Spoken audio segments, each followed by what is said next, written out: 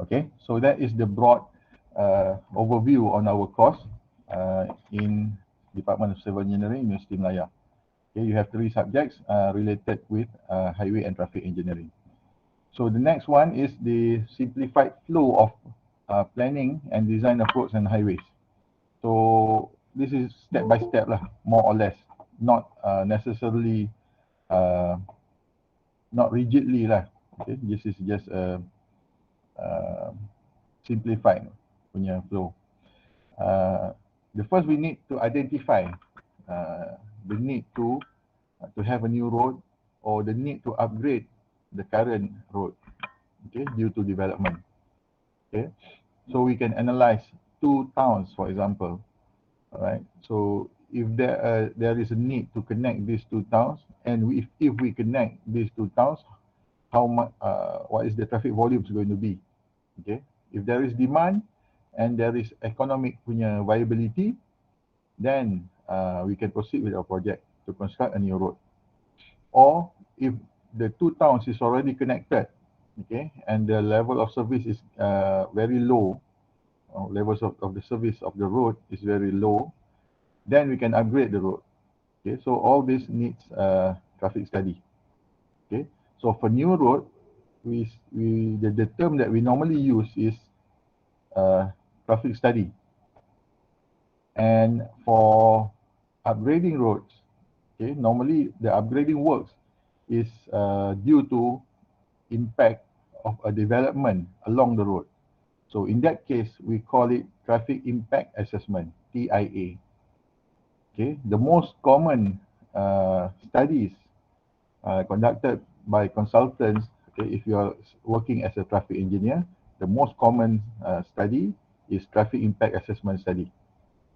Okay, for example, if a developer wanted to develop a new piece of land for housing purpose, okay, so that plot of land is adjacent to let's say federal highway. Okay, so by building a new residential area along federal highway will create traffic. Okay, it will generate traffic coming to the development and also traffic coming out of the development into federal highway. So those traffic definitely is going to give an impact to the service of the capacity or level of service of federal highway. So before we start constructing our housing area, we need to measure the level of service of federal highway. Okay, let's say the level of service, the current level of service is at LOS C. Okay, and then we generate traffic. Okay, we simulate traffic coming into the housing area and traffic going out of the area, and what is the level of service of federal highway if we include this additional traffic. Okay, normally for a straight segment of a road, the impact is not too high, but you can clearly see the impact of a development at intersections. So that is where your knowledge in estimating the capacity analysis and the level of service from KIA4003 is going to be used. So you measure before new development and after new development, and then you project the number of trips coming in and out of the development in 20 years time, because for any traffic study you need to estimate the current situation, 10 years in the future and 20 years in the future. So what is the impact of the development? If the development, even with the development, the traffic, additional traffic into federal highway is acceptable, it does not reduce, or it reduces just a little bit from level of C, level of service C to level of service D, for example, then the project is can be started lah. But if the project let's say, will reduce the level of service of federal highway to level LOSD or LOSE, for example, then you need to, the developer needs to come up with a plan, upgrading plans of intersections and the circulation plan, so that the traffic that is produced by his or her development will not have a severe impact to the road network. Okay, so that is a long story lah, but that in simple terms, that is the process that we have to conduct. For traffic study, this is for totally new road, meaning that the road is not there.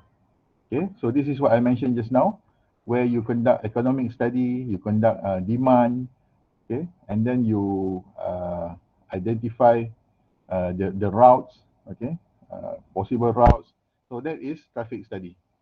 Okay, we see that in detail afterwards. Okay, so predict future capacity, trip generation, I already mentioned, trip distribution and trip assignment. This is in KIA4015 actually, this part. Okay, predict future capacity and level of service that I mentioned just now. All right, so okay, this is coming back to the TIA. TIA. So the documents that is normally used to evaluate the TIA, the traffic impact assessment, is trip generation document and road traffic annual volume. Road traffic volume Malaysia actually. Okay, so I'll show you these two documents.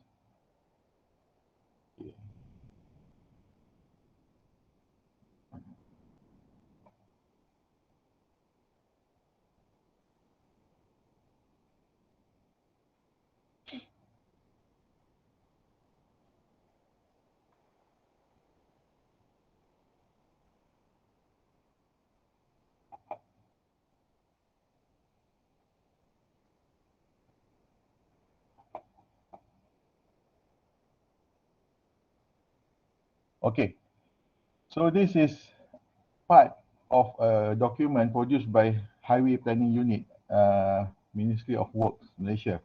So this is trip generation manual. Okay, so in this document, you'll have graphs and tables giving you the estimated number of trips per hour related with the number of units that you wish to build. So this is for residential land use, and the category is terrace link and townhouse. So from this graph, you can estimate if you wish to construct 1,000 dwelling units of terrace link. Okay, so you can estimate the number of trips per hour coming in and out of your development, as per here is about 700 trips per hour. So here it is given percentage in and out, 29% in, 71% out. And this graph is specifically for AM peak hour commuter. Okay, so meaning it is for morning peak hour commuter. Okay, this is a little bit, there's a little bit detailed explanation on this AM peak commuter, PM peak commuter, and also here this is AM peak generator, and then also daily trip over here. Okay, this will be covered in KIA 4015. All right, for 4004, educate for you to know that the way we use this graph is that we estimate the number of trips using the number of dwelling units. Some graphs in this manual does not have any relationships, meaning that they have conducted the survey and get the number of trips in relation with dwelling units. However, the number of the points here does not have good correlations in so that it gives you a line. So in this case, you're going to use average rate over here, okay, 1.51. So this is 1.51 trips per dwelling units.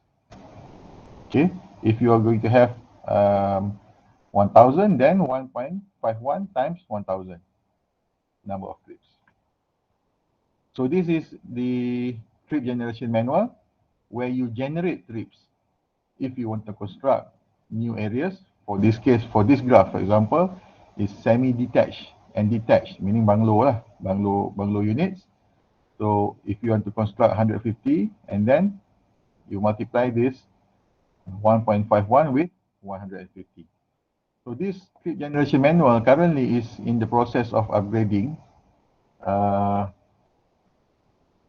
I was involved in in improving this document lah currently. However, the sad news is that we are unable to get more data points because currently we have COVID situation, and when we conduct the survey, okay, the traffic is not normal. So the new data from our current survey, we cannot include in this pool of data. So in the new 2020 MTGM manual of trip generation Malaysian trip generation manual, is going to have two segments. The first segment is the old data that you have seen now, and the new segment is during pandemic data. Okay, although it may sound strange, but that is the instruction by the Ministry of Works. Okay. All right. However, we managed to improve quite significantly the current drafts, and many of these graphs that currently does not have any relationships, we have conducted some outlier approval process. So we managed to improve. So some of these graphs in the old manual, you don't have this regression line. In the new manual, we're going to have some relationships. Because if you can see,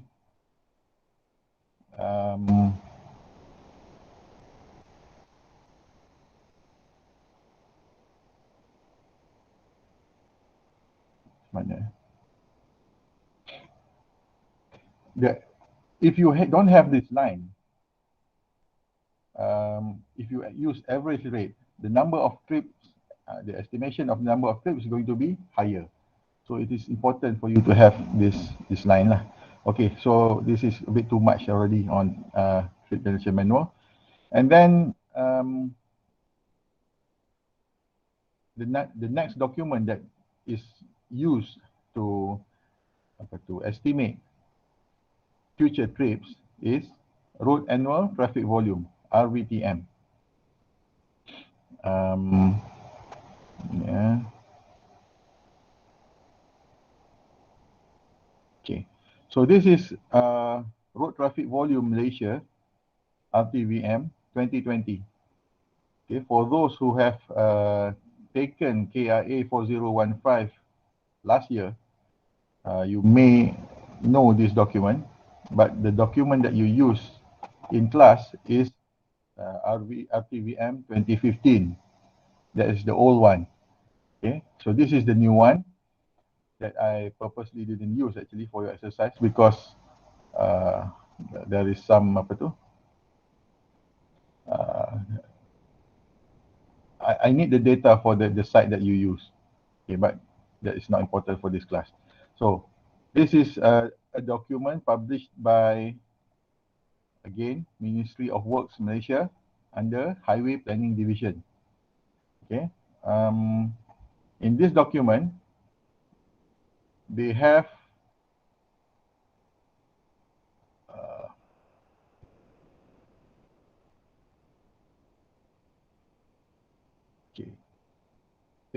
conducted surveys throughout Malaysia in selected federal roads Okay, not highways, not expressways, but federal roads. Okay, I'll explain to you later what is highway, what is expressway, what is federal roads. All right, so here you can see the number of census stations that they conduct in each state. Okay, all right, so this is type of carriageway, so and the code, okay, and the respective codes. 2-lane single carriageway, T1-1. Okay, this is how we address the roads. 2-lane single carriageway. 2-lane meaning that 2-lane in 1 lane in each direction. If you have 4-lane dual carriageway, it means that you have 2 lanes in each direction and there is 1 carriageway. Sorry, this is dual carriageway, meaning that this road is separated by a median here, yellow line.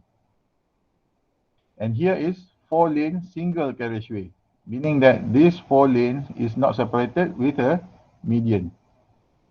Okay, so you have 4 lanes, 2 lanes in each direction.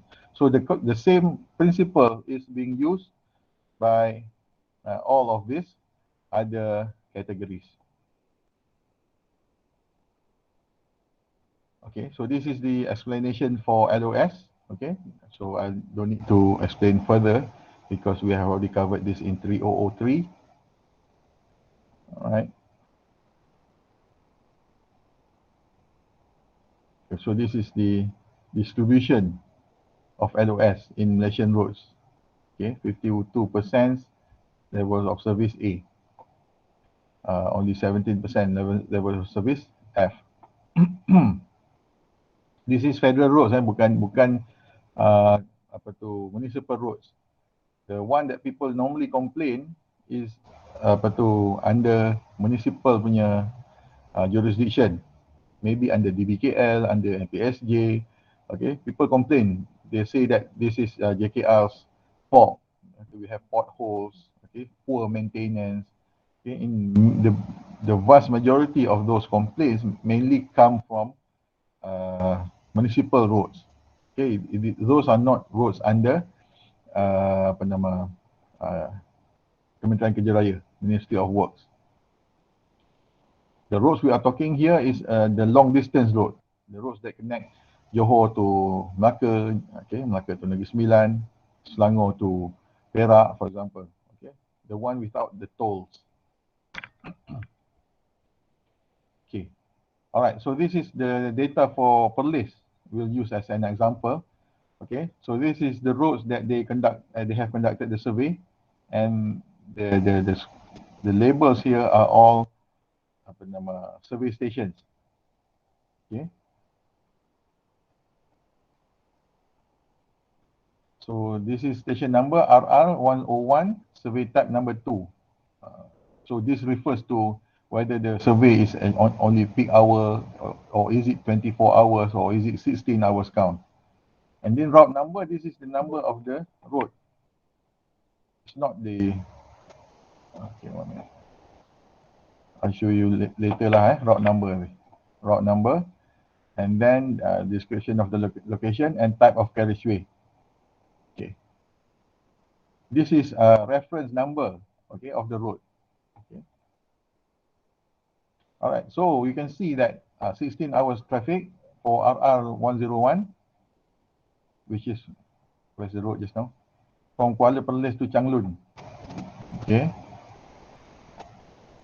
Peak hour traffic 1,880, and the traffic peak hour occurs at 6 p.m. to 7 p.m.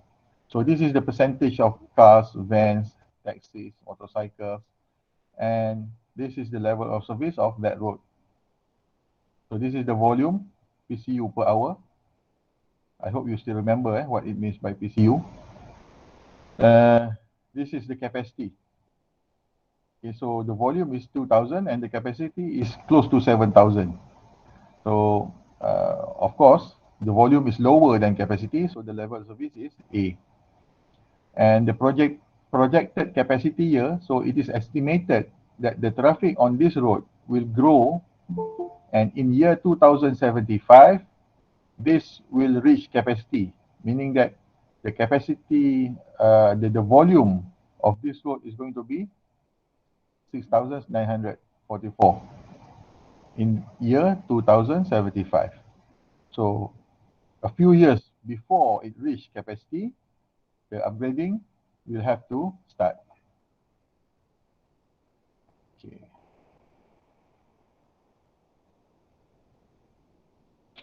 Okay, so you can see here RR103, the current level of service is E. Okay, so projected capacity, it does not have any projected capacity here because because it's I think it's because it is already very close to capacity in this case lah. In this case, I think they didn't have any projection for this road. Okay, what road is this? RR103 from Kanga to Padang Besar. Okay, anybody from Perlis, maybe you know lah. And then the worst one is level of service F, RR106, which is Kanga to Alustak. Okay.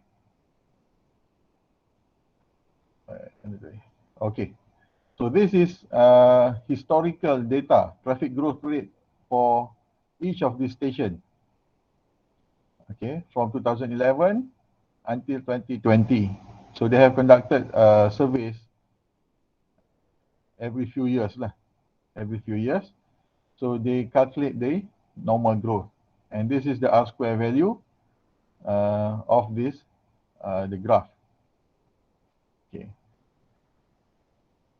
And it was found that R101, the growth is 2.22%.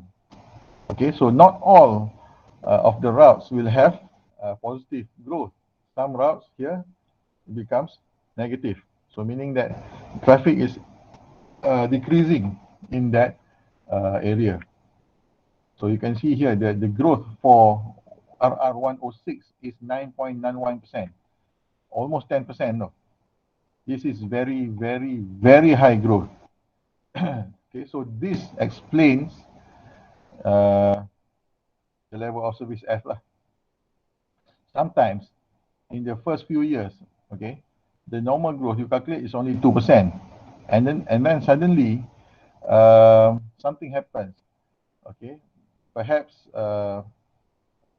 there's lots of constructions going on, new development, or increase of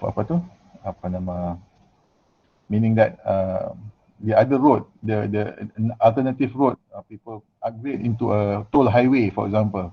So traffic from the other road shifted to this road, for example.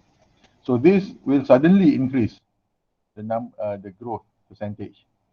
So although here the current level of service A, and then the projected capacity, for example, for 104 here is 2064, it does not mean that this is going to be definitely to reach in 2064. If the pattern of the traffic change in year 2030, for example, so this capacity can be reached much earlier. So it depends on the pattern of the traffic. Okay. Okay, so this is the RTVM, Road Traffic Volume Malaysia. Okay. Produced by Ministry of Works Malaysia, Highway Planning Development.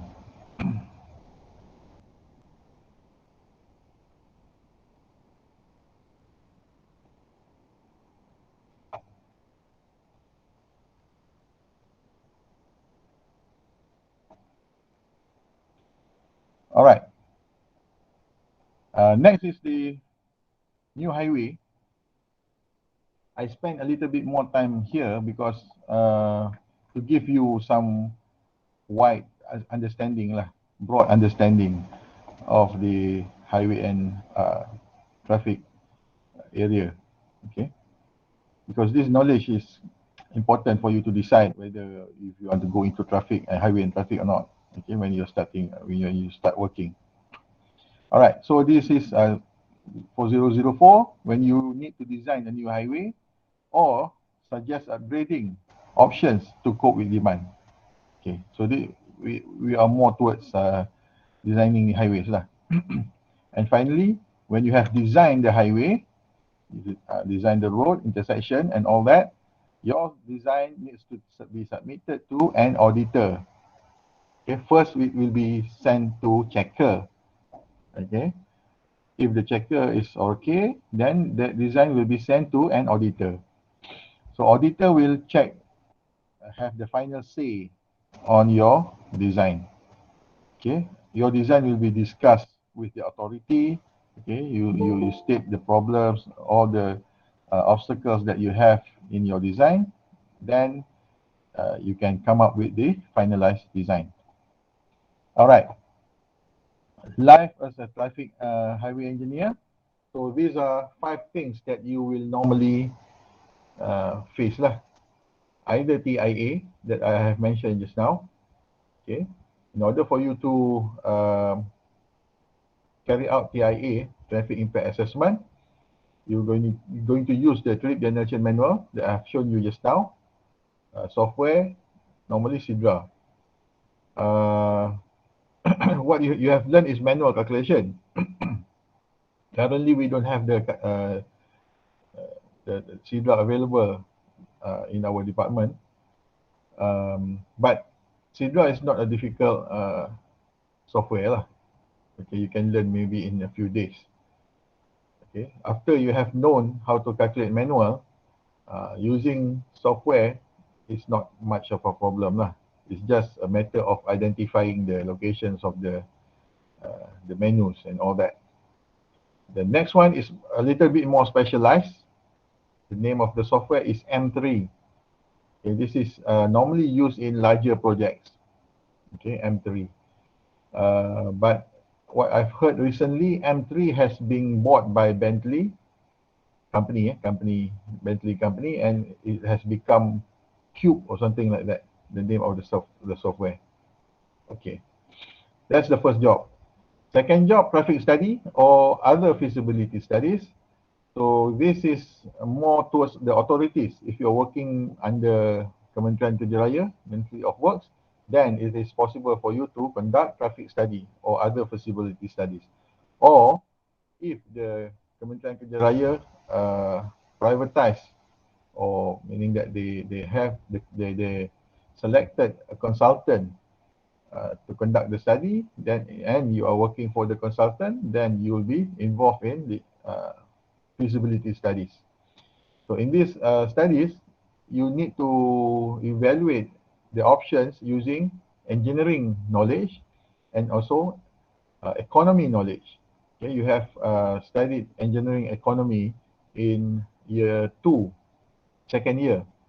Okay, some of the topics that you have studied in that course will be used to identify the feasible projects to be carried on. And then design jobs. This is mainly being privatized lah. Currently, the JKR is starting to do their designs in-house.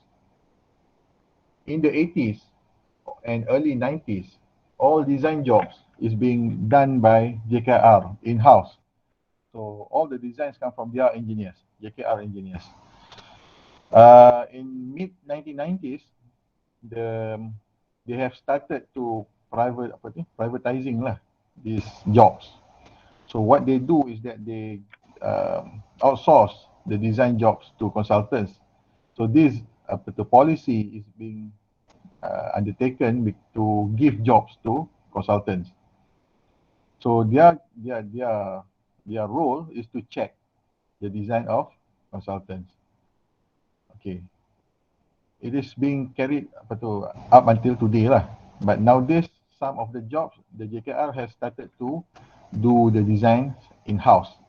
So I can see that some of your seniors that joins JKR or KKR, they have been exposed to designing highway and roads.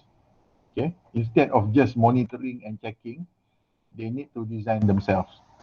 I think this is a most recent move lah by the JKR and KKR. So the softwares that they use normally is Open Roads. This is the latest software, Open Roads. It used to be MX Road. I never used Open Roads. I've used a little bit of MX Road. Okay, Silver 3D. The most popular I think is Silver 3D lah. Okay, which is AutoCAD based. And then audit. Okay, you may, after you graduate, you join a consultant. The main bread and butter of that consultant is doing road safety audits. Okay, so in order for you to join this type of company, you need to have some background knowledge lah, how to design, what is the specification of the roads, okay, before you can audit other people's design. Okay, all right. So you also need to understand TIA. Okay, before you do any audit works, you need to understand traffic impact assessment as well. And the last part, not last lah, this is just a simplified, there are other things, but these are the main role of highway and traffic engineer. Is traffic management planner. Okay, this is a relatively new area. In order for you to become a traffic management planner, you can attend a course conducted by CIDB. Okay. Last time the price is not expensive. It was about 1,400 ringgit for 1 week's course. Okay. Upon completion, when you have completed your course, you will be a certified traffic management planner. Okay. Currently, it's not necessary to attend the course. It's not necessarily people of civil engineering background. Almost anybody with a diploma, minimum, with a diploma can attend the course. All right. The use of this course is, if you have seen, saya tak ada gambar pula. Okay, I'll show you plans lah.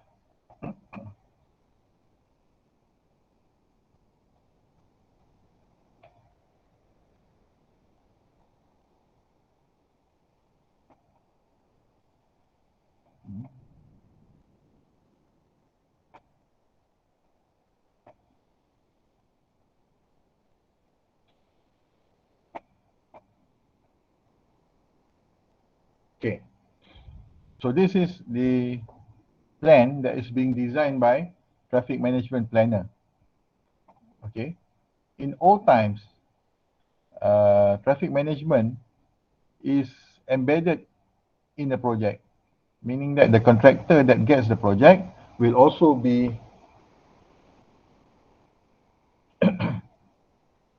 responsible for the traffic management. Nowadays, they have started to, especially in big projects, they have started to divert a bit, meaning that the main project is going to be awarded to one contractor, but the traffic management part is awarded to a different contractor.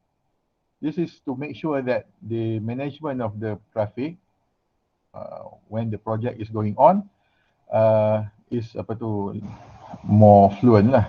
Okay, lebih lancar lah. Ya, saya tengok. Okay. Alright, so for example, this is the entire stretch of the project. Okay, the alignment. Okay, a few segments. So the highlighted part is the segments involved. So this is jadual kerja, work schedule. So this is current situation. Alright, so this is what they propose. The red part here, oh, lama, ni tak ada ni.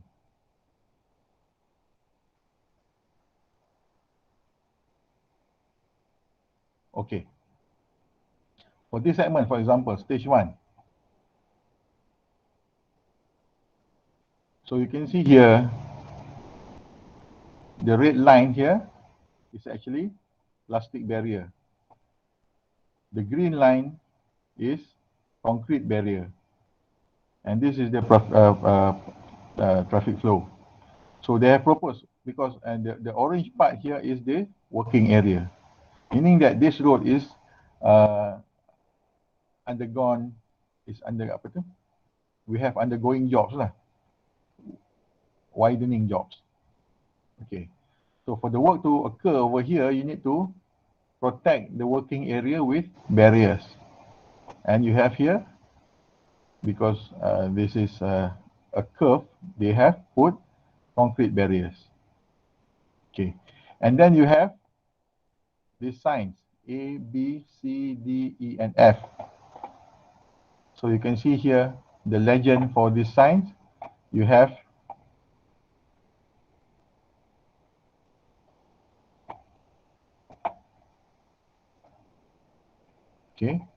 all these signs. Okay, advanced warning signs. You have the speed. Okay, you can see the speed here is 60.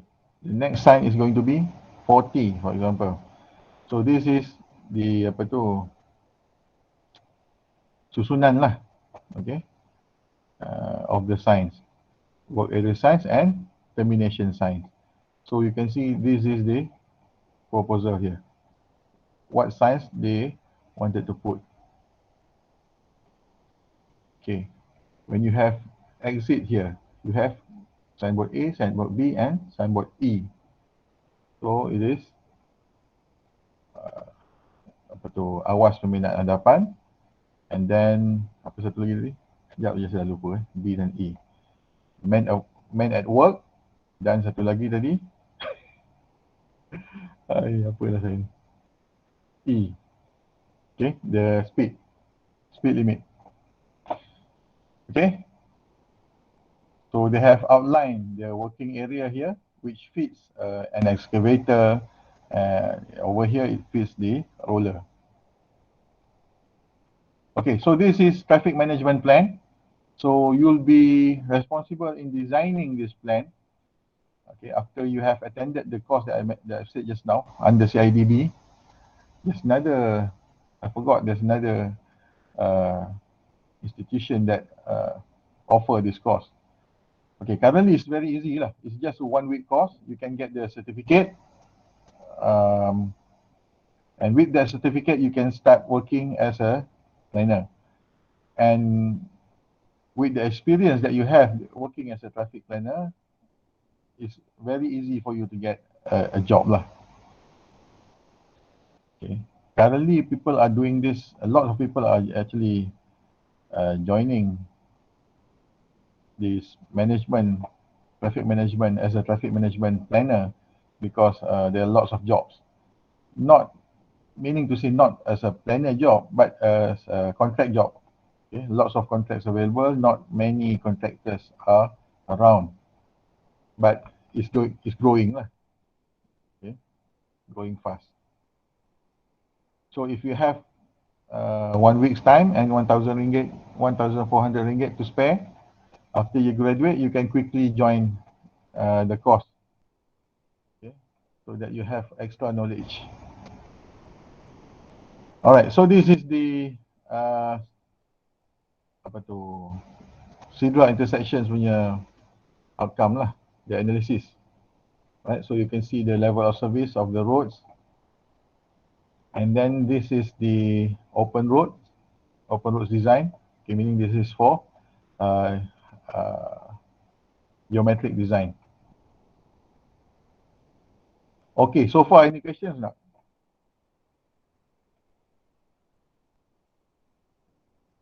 No, Doctor. Okay, tak ada. Okay, let's take a break for 5 minutes. Okay. I'll be back in 10:56.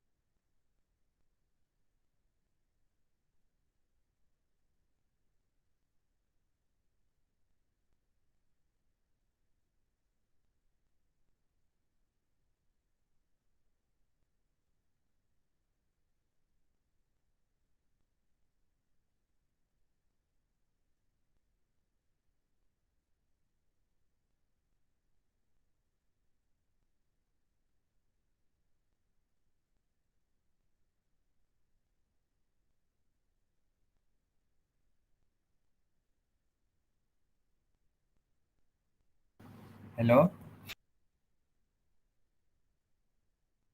Hello?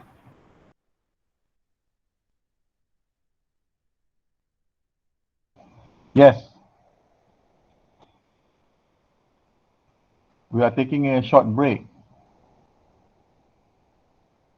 I'll be back in 3 minutes.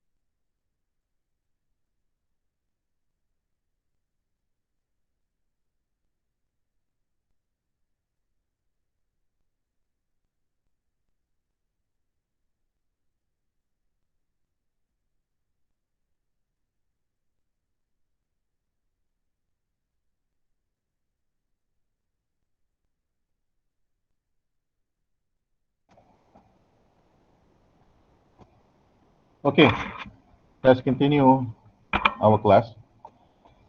All right, next is role and responsibilities of designer.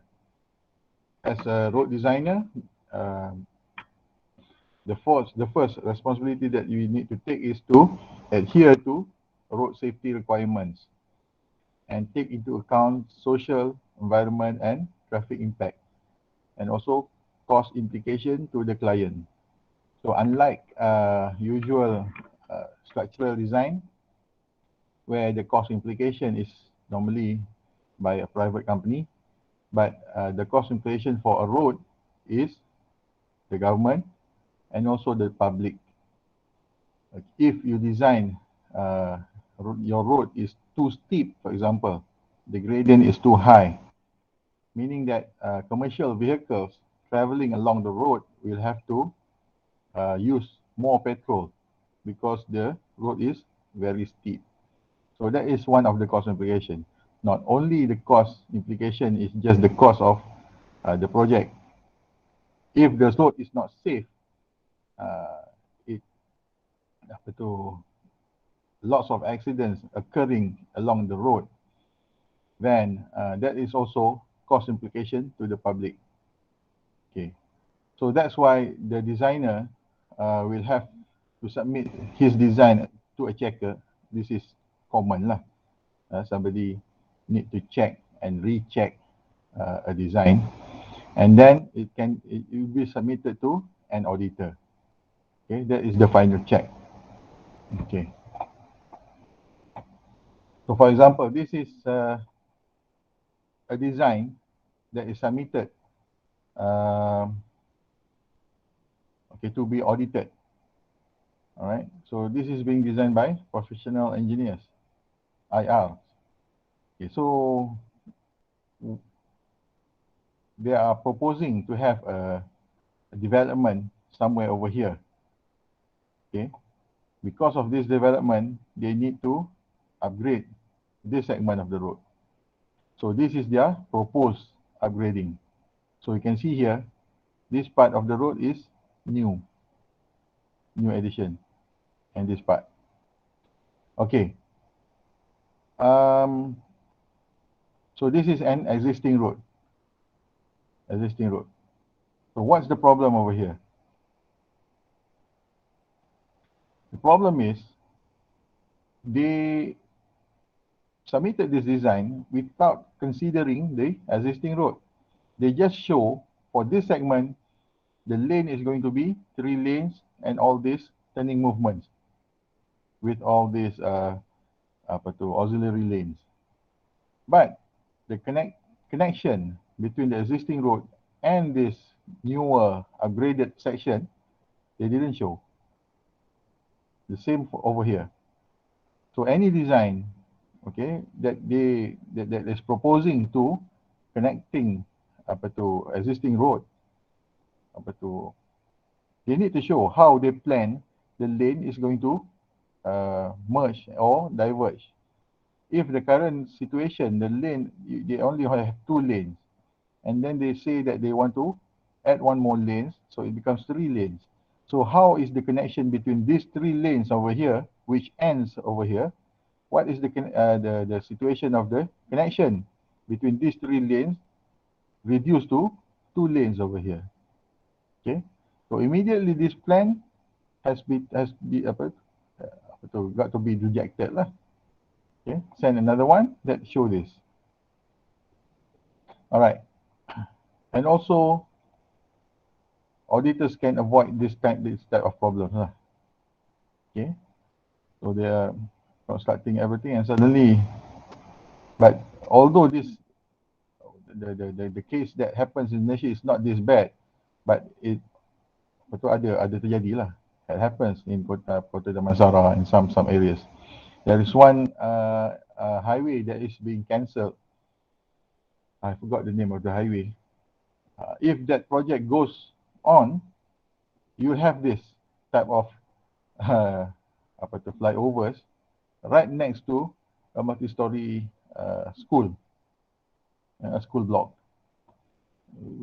That is just because there is no other way they can avoid not using that alignment. Okay, luckily that highway was cancelled. And this is another not a very good design lah. This is in Kluang, in Batu Pahat. Okay, although it is not very obvious. So this road over here is 4-lane to 4-lane single carriageway. It used to be 2-lane single carriageway. Due to the demand, they have upgraded this road to 4 lanes, 1 carriageway. All these areas are kampung area, village. Okay, the people that lives here, uh, apa tu, has been using this road for all their life. They have been crossing this road. Okay, everything is uh, easy for them to cross over. And suddenly, they upgrade this road and construct a 4-lane, 2-carriageway without median. Okay, if you see at the specifications for this type of road, this level of road, they need medians. So without medians, people from these places can cross easily. However, because the road has been widened and the surface is also good, the speed of traffic over here is very, very fast. Okay, that results in lots and lots of accidents, and the vast majority of the accidents are fatal accidents. Okay, because this almost it's like an expressway slicing through kampung area. Okay, so the same problem also almost occurs in Teluk Intan when they are constructing. Forgot. I forgot. Is it the same case? In Teluk Intan, but in Teluk Intan, the West Coast Highway, they have medians, but they have created medians with no U-turns. Okay, and the highway is already under construction. Only after public pressure, they have changed the design so that every few kilometers they will have U-turns. When they conduct U-turn, when they have U-turns, for example, over here lah, this is a straight segment. If you going to provide U-turns over here, for example, or maybe over here, let's say lah, in the mid segment here, you're going to provide U-turn. The width of the road at this segment is no longer is going to be 4 lanes. It's going to be almost 6 lanes. Okay, because 2 lanes and then another lane for U-turn over here and another lane on the other side. So it is almost 6 lanes. So this road here is going to expand a bit here and expand a bit here. Now the problem with that road in Teluk Intan, not Teluk Intan lah, it's still in Selangor, Tanjung Karang, something like that. Okay, they have a large drain at both sides of the road, large drain. So when they widen that area to provide for the U-turn, the edge of the road is getting very close to the drain. It is so close that they need to have extra guardrails constructed. And the cost of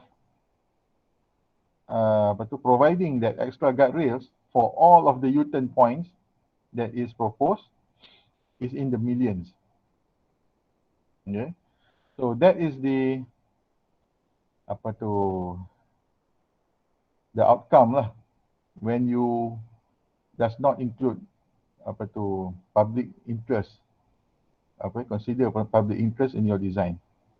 Okay, if the public protest and the ministry actually approve their recommendation, then it's going to be additional cost. If they didn't do anything, then it's going to be troublesome for the public lah. So the same case here for the construction of forgot the name of this highway, Claw. The highway that is going to slice the forest reserve in Hulu Langat. Okay, so this is the forest reserve in Hulu Langat, and this is the segment that is going to be sliced by that highway. Lots of protest from the public. Okay, so for the government side, when they are proposing this type of projects, they need to publish. Okay, so this is the notice under the state of Selangor, saying that they are going to de-gazette the forest reserve in order to construct here. Sorry, this notice is in BM. I cannot get the English one. Okay, so they are saying that they are going to degazette 106.65 hectare for the construction of floor, Kuala Lumpur Outer Ring Road. Okay, so if anybody in the district of Ulangat and Gombak have any protest, you can submit your protest within 30 days of this notice. Okay, so this is the procedure lah. All right. So all these things results from the increase of number of vehicles on the road. So you can see here the increment of length of road in Malaysia from 1955 to 2000 to 2007. It is almost exponential. If this rate continues, definitely one day we will run out of areas to construct roads. And if the growth of vehicles here continue to grow at what, 7, 8, 9% a year, one day all of the roads will be filled entirely by vehicles. Nobody can move. You can arrange all the cars, all the vehicles on our roads. Nobody can move. All right, so constructing new roads is not the solution lah. Okay, one day we will have to stop, and the solution is public transportation. All right, but for the time being, lots of works for civil engineers, particularly highway engineers, work are still going on. But this is just for Lembah Kelang lah, kan? But this is in Malaysia in general. If you plot in Lembah Kelang only, the steepness of this curve is going to be even higher. Okay.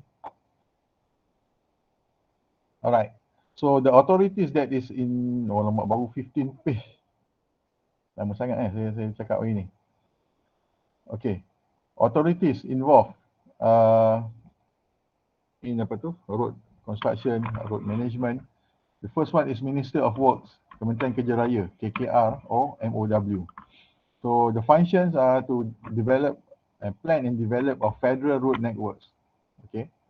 So they coordinate and monitor the implementation of new projects. And they also regulate the privatized maintenance. So the maintenance of federal roads has been privatized, and these are the two companies there are other companies, but this is just an example lah. First is Road Care. Another one here is Selia Senggara Selatan. Okay, these two companies, you can maybe screen capture this note right now, and then because it is not in your printed notes, you can check out their website lah. And then Ministry of Works also monitor the construction, operation and toll handling, and monitor the implementation of development projects of client ministries carried out by PWD. PWD is Public Works Department or Jabatan Kerja Raya, JKR. Meaning that, for example, if KKM, Kementerian Kesihatan, wanted to build a hospital, they will submit their intent to Kementerian Kerja Raya, and then Kementerian Kerja Raya will come up with the tenders and all that, and the construction will be handled by JKR. Okay, KKR will pass down to JKR. JKR will have it constructed, monitor the construction. So this is what it meant by client ministries.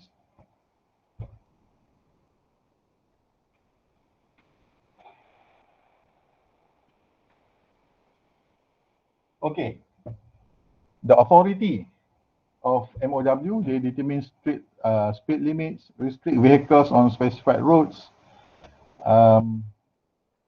accommodate pedestrian crossing, erection of traffic signs. So this is the items in the Act Acta 377. Okay, Act 377. The jurisdiction of Ministry of Works. Construction, access of drains, remove structures from roads, and all this.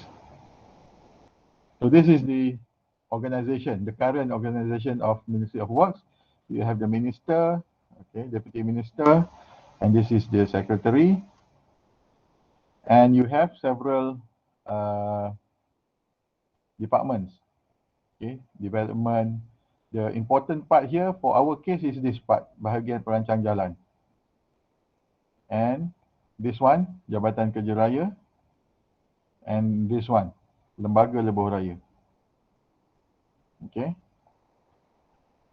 Alright. Under Jabatan Kerja Raya, you have other units lah that is in charge for road maintenance and all that. Okay, but the largest department is the one that is in charge is this bahagian perancang jalan lah. Okay. So this is bahagian perancang jalan, HPU, Highway Planning Unit. The objective, plan an environment-friendly road to stimulate nation's socio-economic growth. Okay, so they need to, this is one of the, their aims lah kan. Okay. Whatever they do, they want to make sure that it is environment friendly. However, in this case,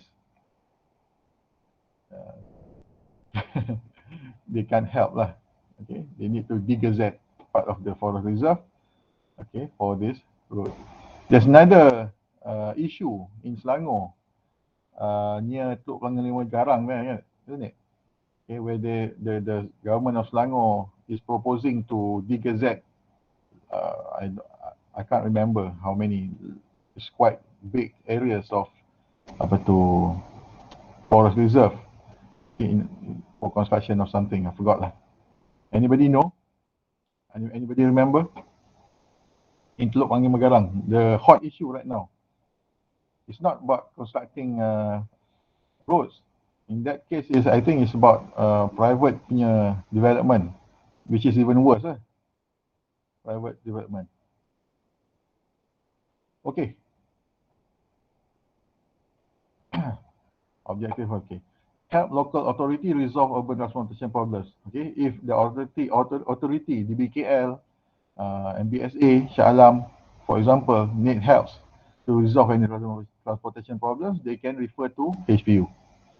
And also counselling service to government and state agencies, and enhance the quality of road safety and enhance effectiveness of road network. So that's why they are the one that is publishing the trip generation manual that I showed you just now, and also the RTVM. Okay, all those are part of their jobs lah. Alamak, banyak sangat lah functions ya. So they need to conduct 5-year plans, okay, for Ministry of Works, outline the policies of national roads, okay, that is efficient and economical, conduct feasibility studies, okay, this is what I mentioned just now, and evaluate the proposed project technically and economically. Right, so this is important, this two knowledge is important if you join the government lah. And then monitor planning of new projects involving expressway and make future traffic estimation for privatized projects. Okay, so using the trip generation manual and also the RTVM, they need to project the future traffic estimation. Okay, and they also conduct traffic sensors and studies to collect information, okay, and produce this RTVM. Banyak function dia. Ini saya rasa you boleh baca lah kot. Coordinate planning activities, land use planning. Okay, this is another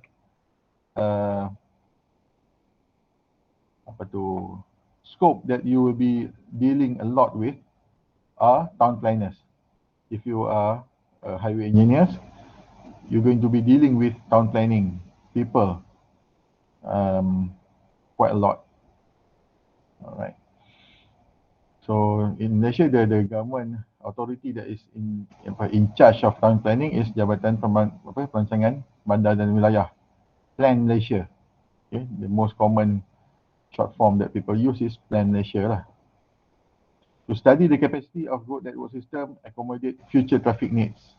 Okay, study the capacity and collect and analyze accident data to identify accident-prone areas. This is normally nowadays is being done in hand with MyROS.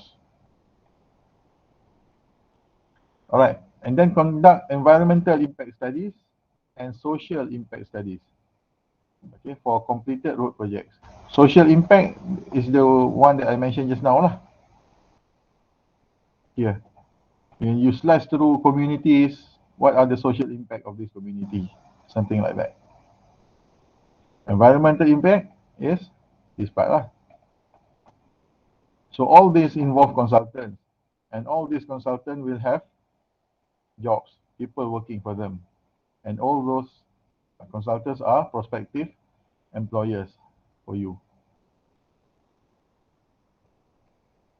And not just employers lah, all this field of studies, field of all these jobs is also an opportunity for you in the future if you wish to have your own business. Okay, you have your own consultancy firm, for example. So this is the next authority, Lembaga Lebuh Raya Malaysia, LLM, Malaysian Highway Authority, MHA. So their objective is to provide a system that is fast and efficient, connect all existing major towns and areas, allow efficient highway system throughout the country, train and develop staff in all aspects, such as development, so on and so forth lah. Simple gini. So this is the act. Okay. So in any authority that we are dealing with, they will need ACTA, an act that gives them the power to react. Okay. So this act, Akta Lembaga Lebuh Raya, gives them the authority to monitor the design, construction of highways, monitor the design, construction of rest areas, collect the toll, okay, monitor lah actually, collect the tolls from road users by the concessions holder, and also undertake studies and planning efforts. One of the most recent advancement lah, I can say that they have undertaken is the ranking, the green highway ranking in Malaysia, meaning that they have it's like a contest lah between the highway operators and expressway, the one with tolls. They will rank these highways according to how sustainable the highway system is. They have their own guides for that. But when I ask them whether the concessions will get any tax deduction or something like that because they are they won the contest, they say no, it's just a contest. It does not involve any monetary punya profit lah. Okay. Alright. So man-made transport planning. All man-made projects should start with a plan. For transportation plan, normally it starts 20 years before construction. For example, North and South Expressway is being constructed in the 90s. The planning for that highway, the expressway, Highway Utara Selatan, started in the 60s actually. The feasibility studies and all that, but they keep the plans in view until the demand is achieved, and the financial the money is there lah, okay, to construct the highway. All right. So the ministers normally they just give green lights. If everything is in place, the minister will say, okay, we'll start with the project. So that project does not belong to any minister.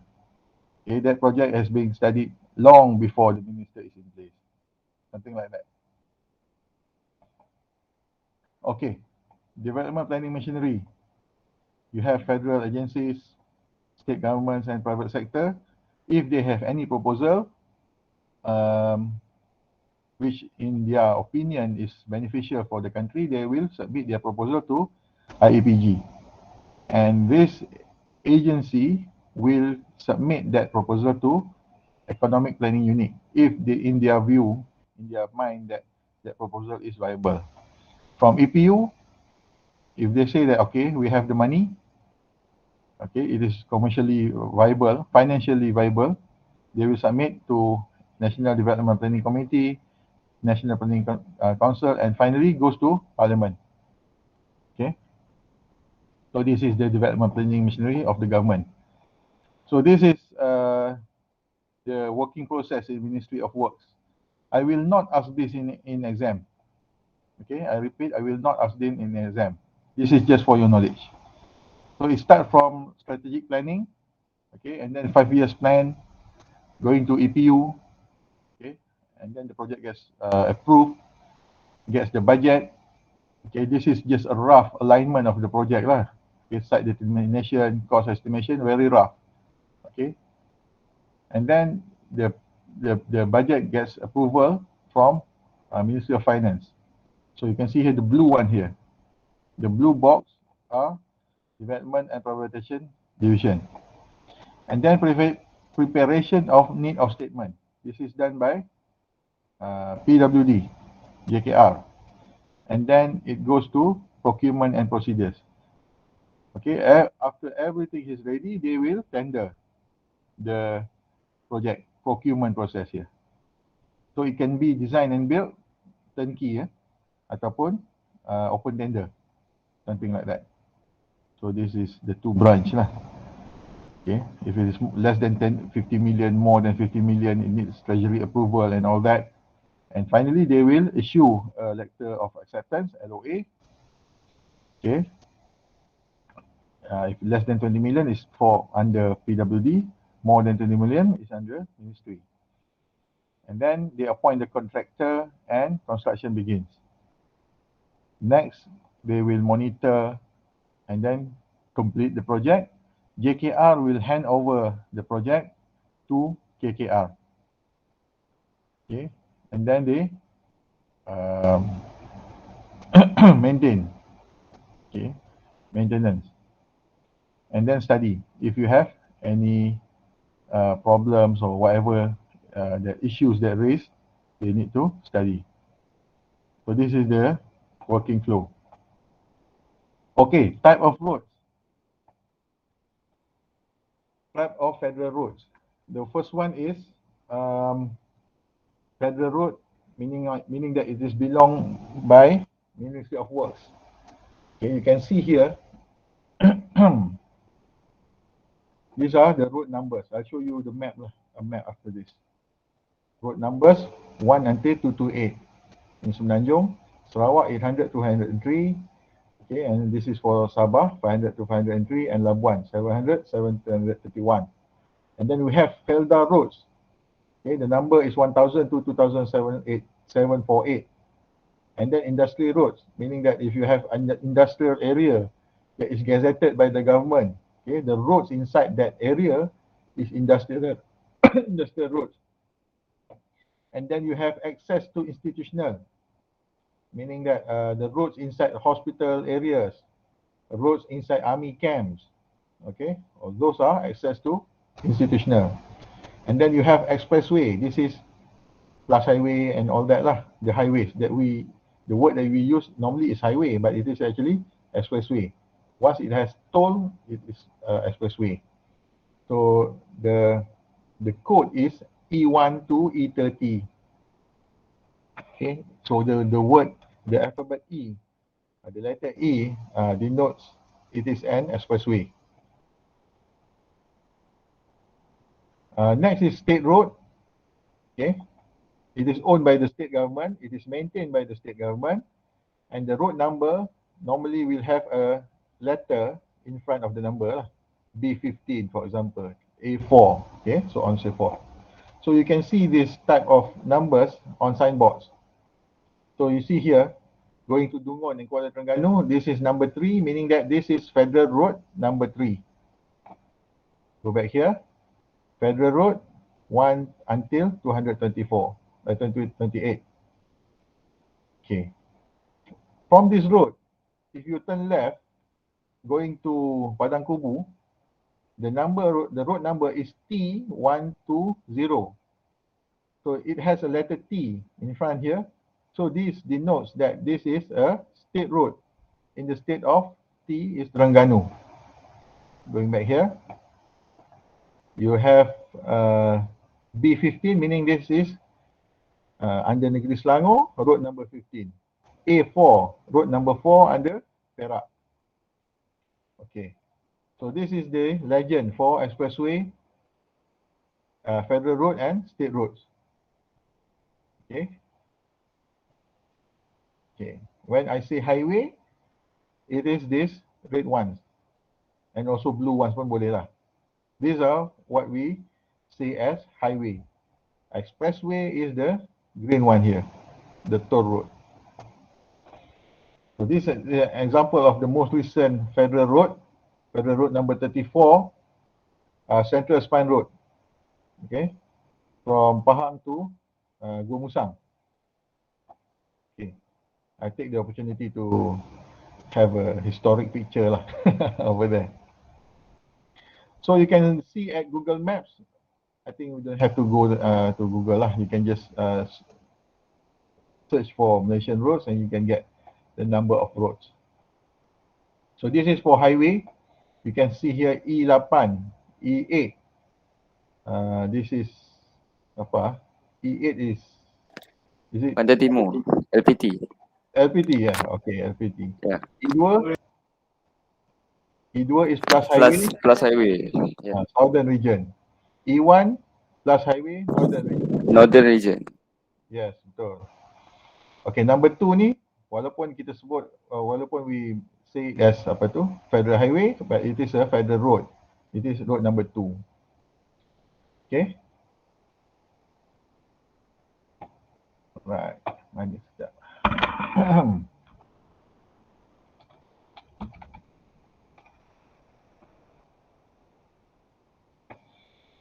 I think I'll show you the route number 1 in Malaysia lah. Anybody know route number 1? Perlis to Johor, right? Betul. Correct. Sekejap, mana tadi?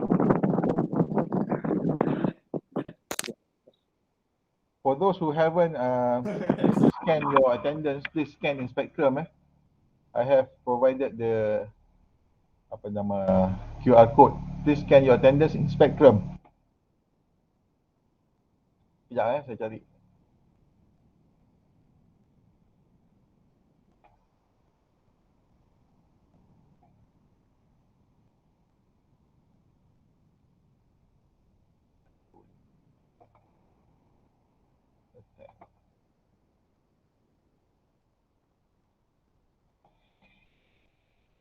Okay, so Federal Road number 1, you can see here from Johor Bahru. Dekat starting point sebelum sampai Tambak Johor. Federal Road number 1. Terus here is also Federal Road number 1, right next to North-South Expressway. Before we have North-South Expressway, this is the main road for Malaysians to travel throughout the country lah, along the country. Okay, go to Cha'ah. Okay, and then now this is Negeri Sembilan, road number 1, sampai masuk Seremban, sampai Kajang, road number 1 here. And then sampai KL dia hilang sekejap. Ada somewhere sebab dia dah jadi highway. Sampai kat sini Sentul. This is why Jalan Ipoh. Because it's going to towards Perak, towards Ipoh. Rawang sampai mana lagi? Sampai Tapah. Ending dia sampai Kedah dekat mana tadi? Road number 1, Penang, Sungai Petani, somewhere here dekat Jitra. Sampai Jitra. Okay, so this is Federal Road. So, yang lain ni semua State Road. So you can see the difference in the specifications. Okay, let's see jalan anak bukit. Ni jalan dekat bandar kan. Kita jalan kampung sikit lah.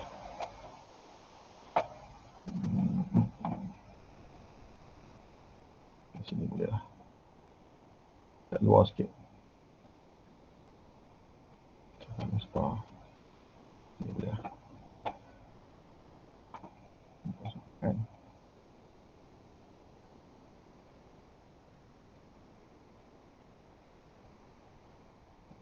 Okay, so this is road number 1.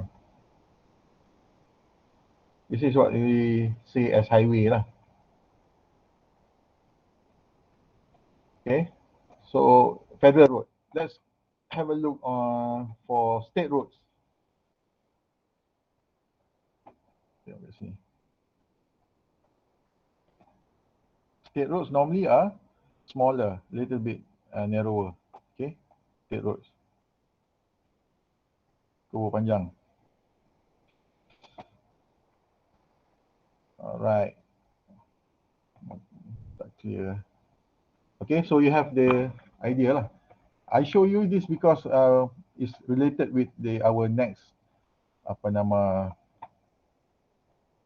segment that explains on road category.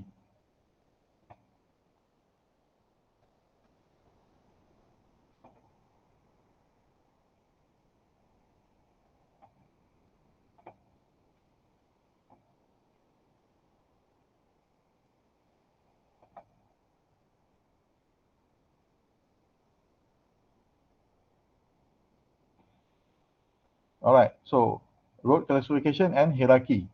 Okay, so it is important that we need classification and hierarchy ranking of our roads, because the importance of the level of use for each road is different. So all this document afterwards here comes from this document, a guide of geometric design of roads, Arahan Teknik Jalan, ATJ 886, Pindaan 2015. This is the go-to document lah in Malaysia. So I think you have it available in Spectrum. I have already uploaded. You can have a look. All right. So it shows that functions of road, we have 5 main categories in Malaysia. Okay, let's see here lah. This chart. Okay, it is divided into 2 groups. Either it is urban or rural. In urban, it's divided into 4 categories. The highest is the expressway, arterial, collector street, collector road, and local street. For rural, you have minor road, secondary road, primary road, highway, and expressway. So highway, in fact, is the federal roads that I show you just now. Primary road is normally is state road lah. Okay, normally is state road. And secondary and minor road, normally it is under either the state, but minor road is definitely under pejabat daerah. Okay, land office, tak pejabat daerah lah, district office. For urban, normally this expressway is under the concessions holder and also LLM. And arterial, collector, and local street, it depends. Some area is some roads is under the municipal, some roads are under JKR. Okay, so you need to check the authority that is responsible for that road first before you post on Facebook saying that JKR tak buat kerja, majlis tak buat kerja. Betul, memang tak buat kerja, tapi bukan tak buat kerja. I cannot generalize lah. It's wrong for me to say that. Maybe they have mistakes lah, but you need to know the authority that is responsible for that problem. That's just joke jangan don't quote me saya kata authority tak buat kerja pula. That's just a joke. Alright. Okay, so categories. Expressway is a divided highway. Ni senang lah, because you pun tahu ada toll, the expressway. The important characteristic is that they are fully access control. Okay, I'll explain to you what it means by access control afterwards. Okay, so all expressway, including the ramps, will have full access controls. However, in urban areas, it may be appropriate to allow left in, left out access. For example, LDP, Lebuh Raya, Damansara Puchong. Although it is an expressway, but the access to the highway is not just through toll plaza. Okay, they have left in and left out, meaning that kita ada gambar pula kat sini. On the road, if you want to exit the highway, you turn left into the other road, and if you want to enter the highway from that other road, you turn left. Okay, so that is left in, left out. All right. So any such connections on entry ramp should provide appropriate acceleration distance onto the highway, meaning that before you enter that highway, you need a special lane, an extra lane for you to pick up your acceleration, pick up your speed before you enter the main lanes. Okay, we'll cover this afterwards lah in the later part of this course. Okay, next is highway. So this constitute interstate national network. They link up federal capitals, state capitals. See, just like I showed you just now, it connects Johor Bahru to Seremban, again Seremban to KL, KL to Ipoh. So that is a highway lah. It links federal capitals, state capitals, and large urban centers. Okay. In theory, it is partial access control. In theory, it's partial access control, meaning that you cannot allow just anybody to construct their road or their access to the property to tap into the highway. Okay. Primary road with partial access control, also okay, within a state, right? So basic network of a road transportation within a state. So that is primary road. And then you have secondary road, also partial access control. They link up major towns within the district. Okay, those are secondary roads. Minor roads, ni yang saya kata that I mention apa tu, that is under pejabat daerah lah. Okay, district office. Okay. They apply to all roads other than the described above. They form a basic road network within a landscape or sparsely populated rural area. Okay, now this is for urban part. Arterial, continuous road within partial access control with through traffic in urban areas. Okay, afterwards you see the diagram is more clearer lah. It's clearer for you. And then you have collector road with partial access control again. And last one is the local street. These are the streets that is right in front of your house. You are living in an urban area lah. Okay, local street. If you are living in a kampung, then the road in front of your house is the minor road. Normally it's minor road. So this is the functional classification system. You can see here, this is local street, meaning that if you have a house, it's going to be here. Your house is connected to local street. This local street will go into collector road, which is slightly larger. Collector road will connected to arterial. Arterial will connect to expressway.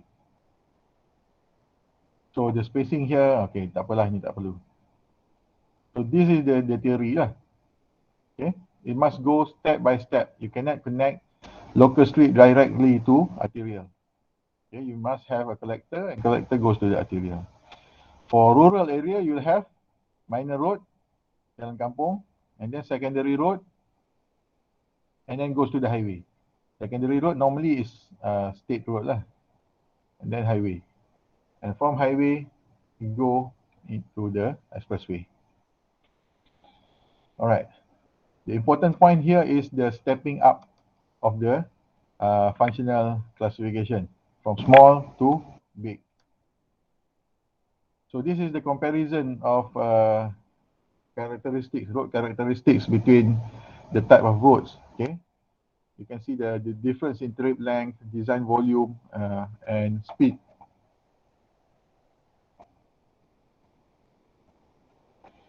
Okay, road administration. So federal roads are roads under federal ordinance linking state capitals, rail stations, so on and so forth. So this is the theory part lah. Maintenance of this road is the responsibility of the federal government done through state JKR. Okay, although it is under state the federal government, but the execution, the maintenance is handed down to state JKR. Ni okay, apa? And then you have state roads, like I mentioned just now, kan?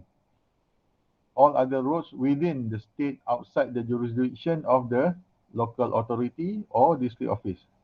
So all these are state roads built to JKR standard. Okay, JKR standard meaning that this document lah, this document.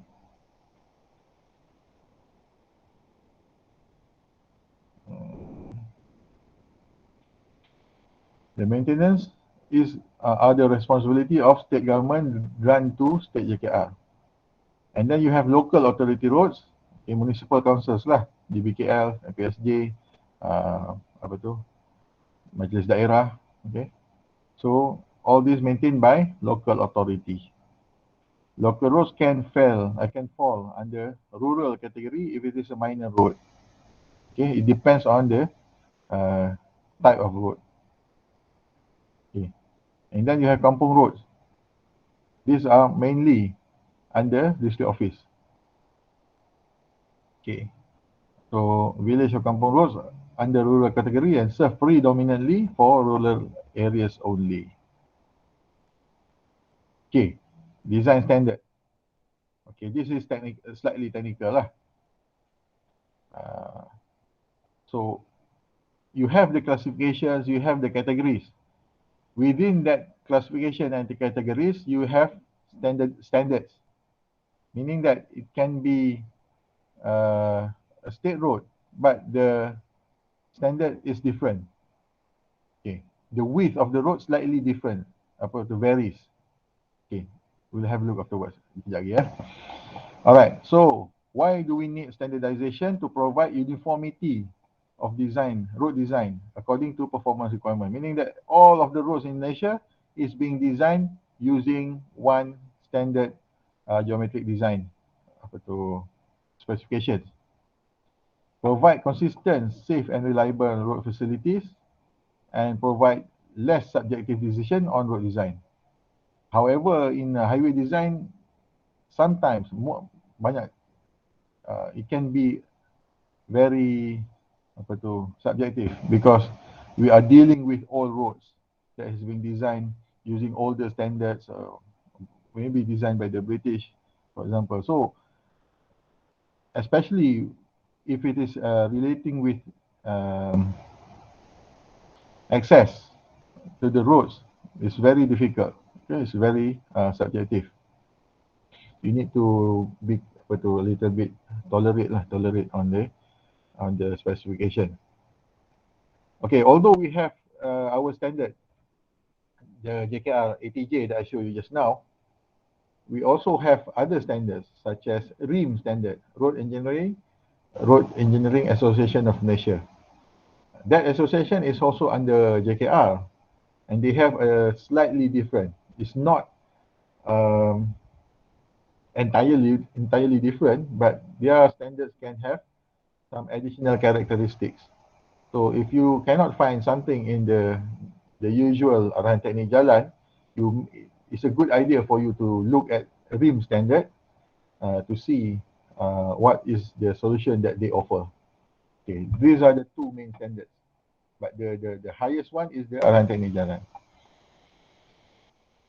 Okay, so as I have shown you just now, the first thing that you need to determine, okay, regarding to road categories is whether it is urban or whether it is rural. These are the first things that you need to differentiate. Okay. Urban areas defined as roads with gazetted municipality limit, having a population of at least 10,000, where buildings and houses and business activity is prevalent. When you have population of 10,000, lots very obvious business activity, then it is considered as urban. Mana yang rural? Yang other than that tu rural lah. Okay. No fundamental difference principle of designing for rural roads. Roads in urban areas, however, are characterized by busy pedestrian activities, okay, so on and so forth. Okay. So other than that, it is rural. Okay. Between the road categories and rural and urban, it is further divided into design standards. So for all of these roads, you will have 6 design standards from R6 to R1. Okay. So R6/U6, either it is rural 6 or urban 6, it provides the highest geometric design standards for rural and urban areas. The traveling speed is 90 km per hour. Okay. It is always designed with divided carriageway, and it has with full access control to ensure comfort and safety. What highway is this?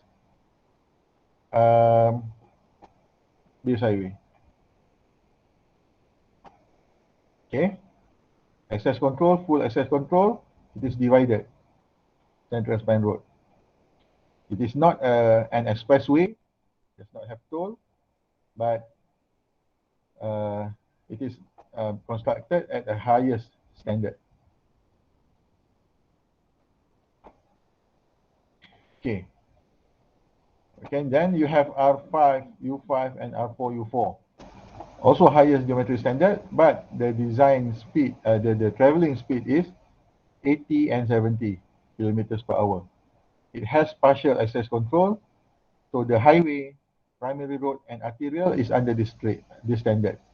So, for example, Jalan Ampang, Jalan Profesor Engku Aziz, that is an arterial road. Itu collector. Arterial is federal highway lah, lebih kurang. Federal highway. The speed is 80 kilometers per hour. So if the standard is lower, then it is R4U4, where the speed is 70. So the road under R4U4 is primary road, secondary road, minor arterial, major collector. Okay, so it depends. R3U3, it can be secondary road, collector, major local street. So you can see there is overlapping. Okay, R3, it has secondary road and collector. R4, major collector, and also secondary road. So it depends. It can be under the same category, but the standard is different. Okay, so you need to look at the road and determine whether if it is an existing road, you can have a look lah. If it is designed, you can decide. If it is a new road, then you decide whether you're going to construct the new road according to R4 or R5. R4 or R3 jadi. Okay. So difference is traveling speed usually 60 kilometers per hour. And then you have lower standard design. R2 and R1. Okay, so for your project, I have specified the route number for route B. I think it's route 1000 something. And I have given you for the existing road, whether it is R3 or something, R3 or R4. So those two roads are R3. So you can determine whether your new design, the road that is going to connect the road A and road B is going to be maybe R2 or R4 lah. Are you going to have it lower, or are you going to have it a little bit higher than the existing road? And then it is up to you.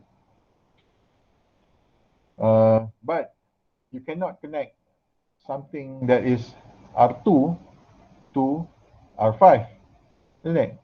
because the design speed, the geometric properties, the dimensions of the road, the width of the road, all are different. Okay, so if you want to connect R3, you can connect it to R2 or R4. Okay, any questions so far? No, doctor. Okay, so this consideration, the type of the type of standards that you are going to use is related with your project lah. Don't forget it. Okay, so in the theory part of your introduction part of your design, you need to mention this type of selection. Next is degree of control. You have three type of access control. First is full access control, and then you have partial access control and no access control. For the full access control, meaning that you do not allow public roads to enter your roads in any areas. You only allow something like interchange. You need to have an interchange, not a junction. The access connection with public road varies in the spacing between 2 kilometers in highly developed areas to 8 kilometers in uh, sparsely developed urban fringe. Okay, the spacing between the interchange. Full access control means no driveways from adjacent properties are permitted except to a service road. Meaning that if you have a property, that property is linked to a service road, that service road is connected to an interchange, okay, which subsequently will bring you to enter the expressway. Limited access means property access may be restricted by the construction of a median that only allow left turns into properties and left turns out. Itu kalau limited access. Ni tadi full Okay. So this is easy lah, meaning that you do not allow the public just to enter the road using normal junctions. You need an interchange. And then you have partial access control. It means that the preference is given to through traffic. Okay. In addition to access connection with selected private road, there may be other crossing necessary with along the traffic roads. Partial access control meaning that if you can, I think I can use jalan apa tu lah, jalan Profesor Kuaziz, which is used to be known as apa tu, jalan university. That is partial access control. The spacing of at-grade intersections preferably must be signalized, vary from 0.4 to 1 kilometers. Junctions, okay, the spacing of the junctions along that road between 0.4 to 1 kilometer. To compensate for the limited access to fully or partial access control, frontage or service road are sometimes provided alongside the main road. Same case like the previous one lah. You have a service road that is connected to the road that have the partial access control. Non-control access meaning that no limitation. Okay, everybody that has their property next adjacent to the road can access the road lah. Okay, you do not need service road. So this is the trade-off between mobility and accessibility, higher mobility and higher accessibility. So the highest accessibility are village roads. Okay, because immediately after you exit your house, you can access that road. Okay, but the mobility is very low because the specification is low. Okay, the road is narrow, the speed is slow. Okay, so the mobility is low. As you get higher mobility, you get less accessibility. At the highest mobility here are the expressways. Okay, you have highest mobility because the speed is very high, but the accessibility is low because it is difficult to enter expressway. You need to enter using interchange or toll plazas. Okay, so this is a table describing property access control for each road class. Tak apalah ni. Okay, selection of access control. Consideration of access to existing development during design stage, and control of access to future development after the road is being constructed. So this is how aspects that you need to consider when selecting access control. Okay, so this is the easiest way to understand the relationship between access control and road category and design standard. If it has an expressway connected to R6, is full access control. Highway and R5, partial access control. Primary road to R4 and R5, partial, and road, minor road lah ni, no access control. So all these dash areas is not permissible, meaning that you cannot connect a highway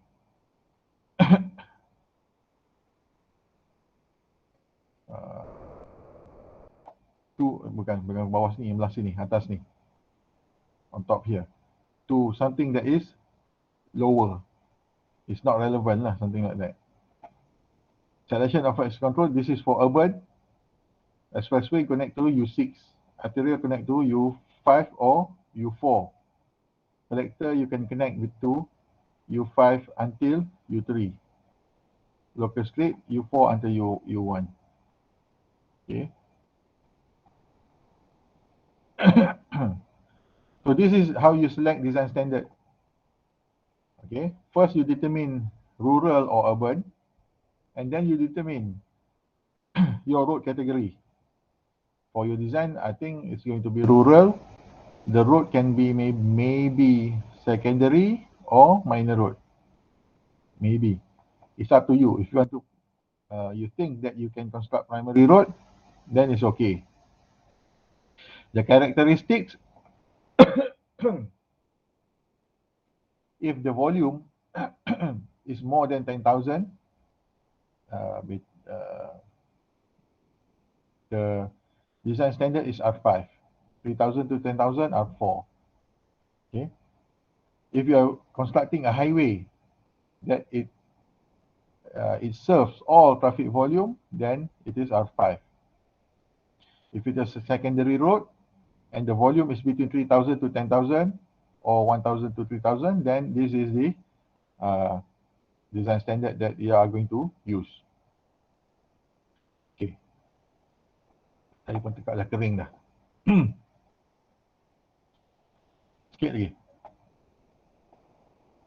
So project identification, designate road group, okay, whether it is urban or rural.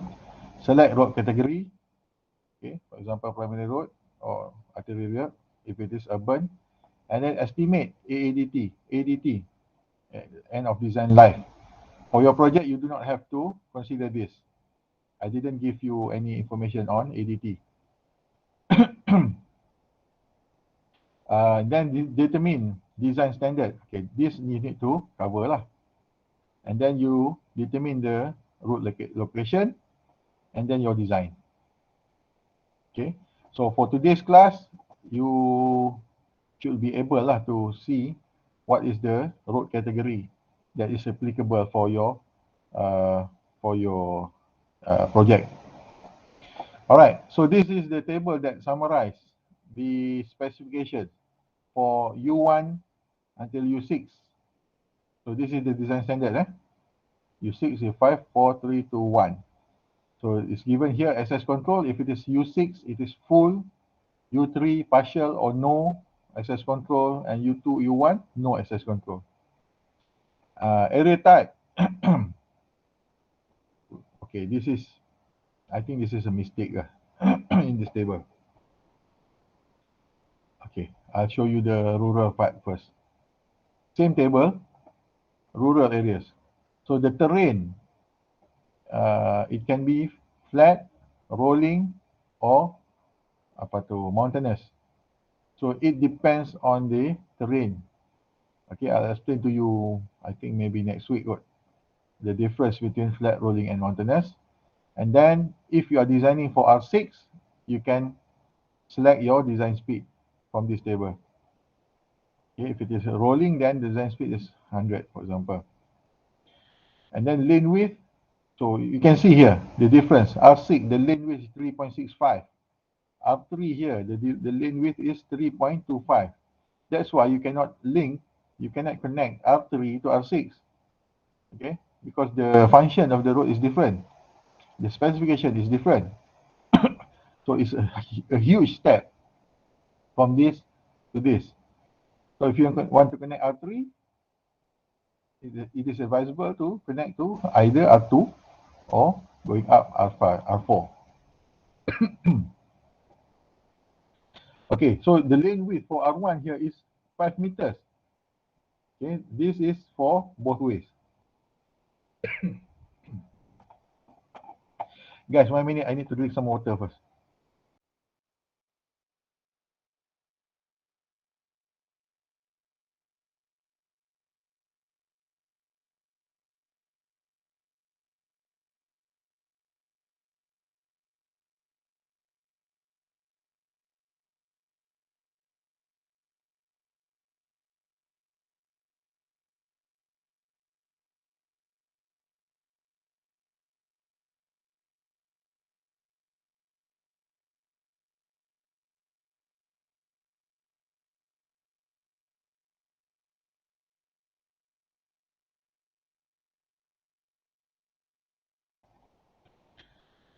Okay. And then you have all these other characteristics lah. The width of the shoulder, road shoulder, the width of the median. Okay, so median width over here. All right. For R6 until R4, you need to have a median. Okay. For R3 until R1, you do not need median. But if I'm not mistaken, in your project, I have mentioned if you choose R4, you don't have to construct a median. Okay. So you have minimum median width and desirable median width. Okay, this I'll explain later lah. Reserve width. Reserve width or the total width of your road reserve. Okay, and then you have all these other characteristics. The most important part over here is the maximum grade over here. So you can see the gradient can be from 3% to 6%. Okay. What it means by percent?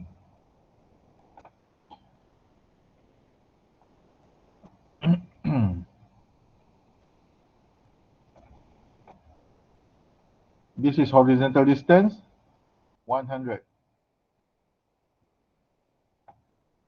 Okay.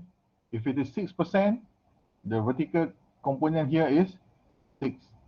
And the horizontal distance is 100. So the slope here is 6%. Okay. So this is in highway engineering, the slope is going to use percentage. Okay.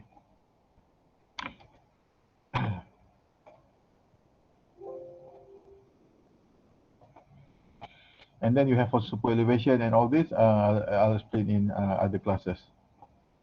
Okay. This is for rural area. So you have urban 6 until urban 1. Access control and area type. Area type for access for urban is not flat and rolling and mountainous. It's different. Okay. I'll show you next week. I think this is more or less a mistake or something. Okay, for urban areas. All right, so this is the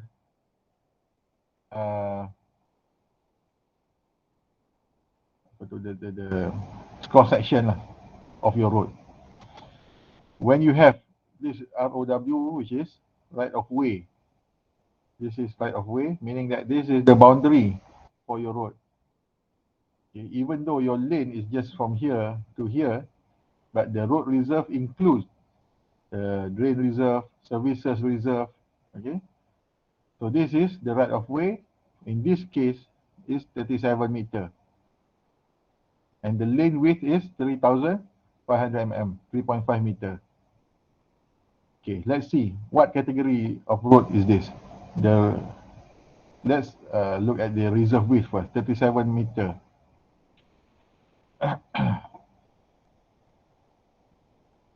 Mana reserve? Okay, reserve width. Okay, something here lah. Okay, the reserve width almost here 40 lah. It's either U3 or U4. Let's have a look at the width of the road, 3,500. Okay, 3.5 meter. And then 2 lane, and it has a median. So this 3.5 is this, and it has a median. What is the width of the median just now? Width of median 2,500. Okay, 2.5 meter. So this one. Okay, U4 rolling terrain. It fits this one. Okay.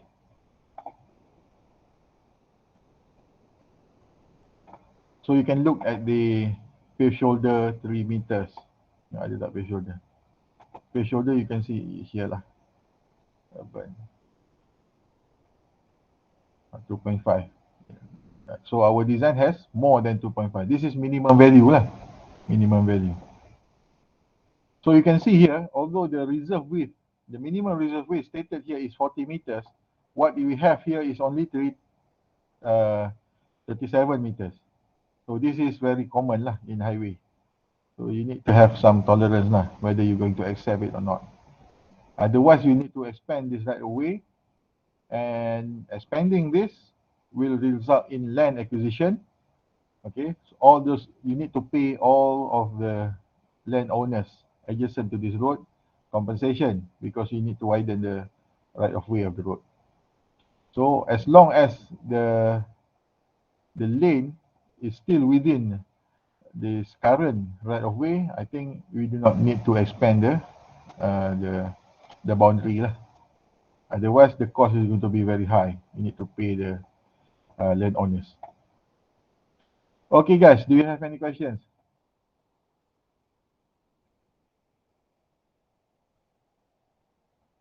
No questions. I think we'll end our class here. So I'll see you next week. Thank you very much. Thank you, Doctor. Thank you, Doctor. Thank you, Doctor. Thank you, Doctor. Thank you, Doctor. Thank you, Doctor. Thank you, Doctor. Okay. Thank you, Doctor. Welcome, everybody. Thank you, Doctor. Welcome.